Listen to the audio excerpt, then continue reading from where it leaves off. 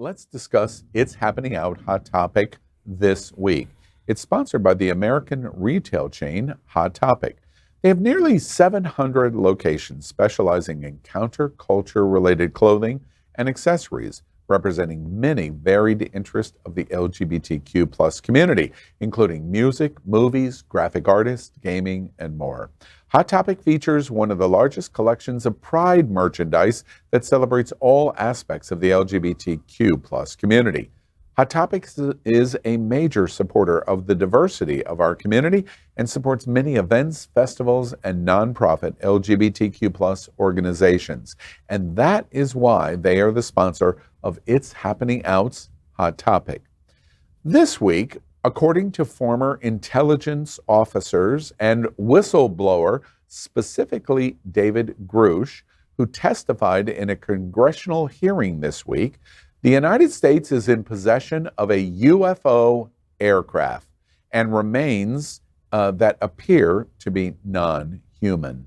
As I've stated publicly already in my News Nation interview, biologics came with some of these recoveries. Yeah.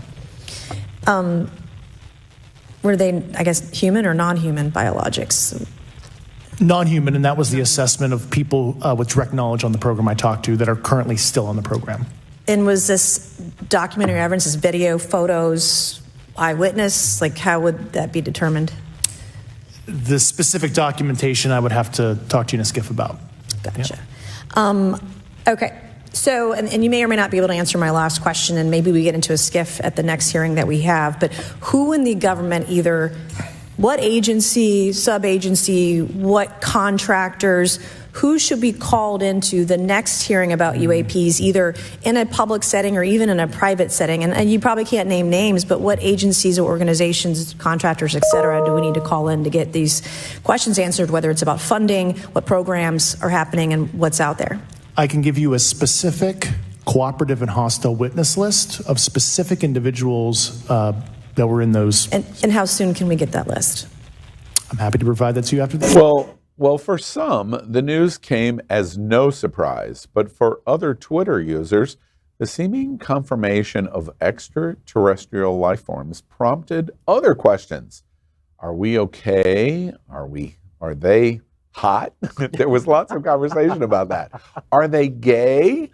Rather, there's got to be some gays in apparently these extraterrestrials. After all, we've already met some pretty iconic queer aliens in the sexy interspecies lesbian relationship spaces between lizard I'm abandoning all of this. The question is, this is our hot topic this week.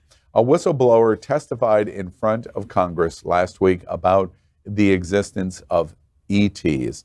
And we wonder, are there any of them that are gay? What do we think about ETs and proof? So Pornhub has a lot of alien gay porn videos, and I enjoyed watching at least 3 hours yesterday. I'm just saying. 3 hours? It was really intense. Is that why you didn't text me back? That's what happened. I went down the rabbit hole of gay aliens. But no, like we don't, if you think that there's nothing else on this planet aside from us, come on, you really think you're really small-minded, right?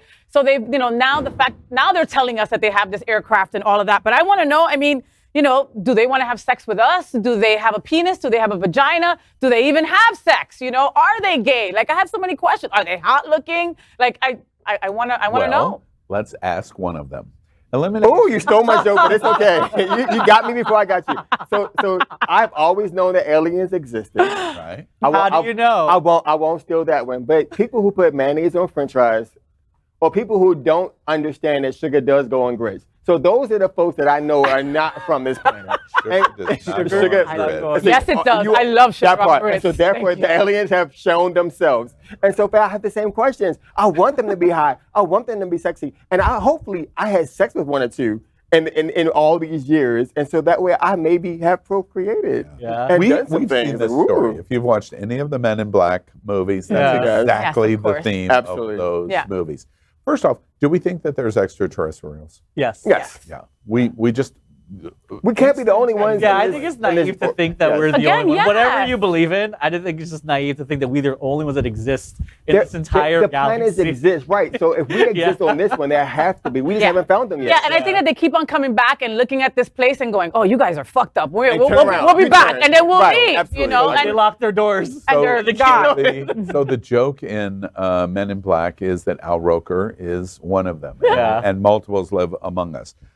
They get that wrong.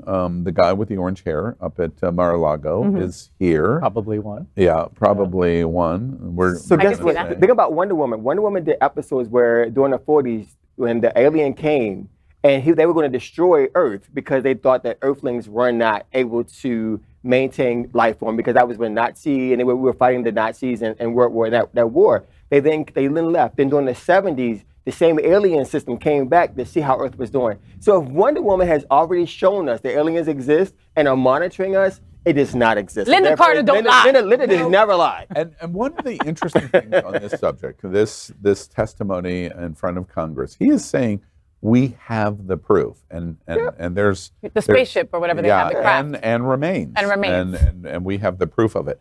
It's really interesting to me in the culture sense, especially movies and television. There's two different streams of what we think about aliens. There's the ones that are here to destroy us. They're evil. They want to take over, etc. And then there's storylines like in Contact and those kind of movies, which is The Day the Earth Stood Still, which is Signs. or Signs, exactly. And you're in a situation where there are these two extremes. I have read repeatedly from very interesting writers and authors that say the stories that demonize aliens as to be here to conquest, to take our resources, to enslave us, and ultimately to kill us, is a representation of the toxic masculinity of our own society. Absolutely. It's the slavery story. It's the white versus all people of color story. It's the straight versus queer story. Where do y'all stand on You have to make a demon worse than you. And so therefore, if like to your point, we've subjugated women, we've subjugated people of color, we put Asian folks in camps. So therefore, I have to make a whole bunch of folks worse than me so I can be okay with my existence. So I am totally high-fiving you. The Bacardi that's made me doing this. I am totally with you on that. And that's why that narrative is there, because I can't be the only bad guy in the world. Or they can't be. They in their narrative, they can't be the only bad guy in the world. And maybe their society is so far advanced than ours that they're not constructed to gender or sexuality. They're non-binary, for sure. That type of thing. So we're the ones that are constructed to that and have made that, so who knows? I told Teresa about the story. She went outside and started dancing and saying, take me. I don't want to pay the mortgage next year. I'm like, bitch, they're not getting you, mama. She was like that lesbian at Independence Day that went to the top Yeah, of the building. I was going to say with the sign. With the sign. Yes. And she That was the was first one that was Teresa, killed. the first one to go. Teresa's the first one to go. No, we need her because she's going to save us when the floods come. So no, Exactly. we need her. It's a We need super her. Interesting story. We Yes. can't be alone. We can't. We aren't alone. All right. We are Queer News Tonight, the world's first and only live daily LGBTQ plus evening news show, brought to you from Happening Out Television Network.